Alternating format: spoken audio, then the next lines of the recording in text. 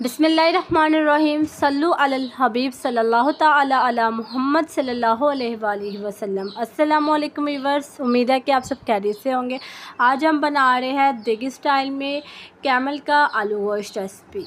ऊँट का आलू गोश्त बहुत ही मज़े का और यमी डिलीशियस रेडी होगा। आप सबसे पहले चैनल को ज़रूर से सब्सक्राइब कर दें, घंटी के बटन पर क्लिक करके ऑल पर भी सेट कर दें, वीडियो को ज़रूर से लाइक कर दें, शेयर कर दें और एक अच्छा सा कमेंट। बिस्मिल्लाहिर्रहमानिर्रहीम। सबसे पहले हमने ऊँट का गोश्त ले लिया है 1 किलो यानी कैमल मीट।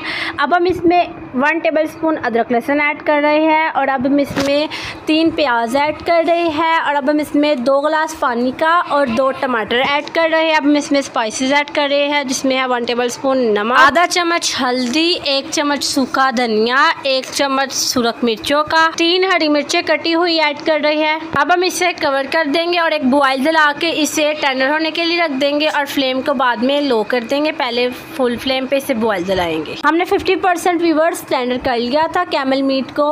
अब हम इसमें 1 चम्मच हांडी वाला भर के घी का डालेंगे और इसे फिर कवर करके वापस कुक होने के लिए रख देंगे।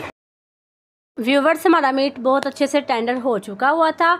हमने इसकी अच्छे से बुनाई कर ली थी, फिर हमने इसमें पोटैटो ऐड करके इसकी बुनाई की और अब ये देखें ज़रा, हमने इसकी इतनी अच्छे से बुनाई की कि घी हमारा सेपरेट हो चुका हुआ है। अब हम इसमें 1.5 गिलास पानी का ऐड करेंगे।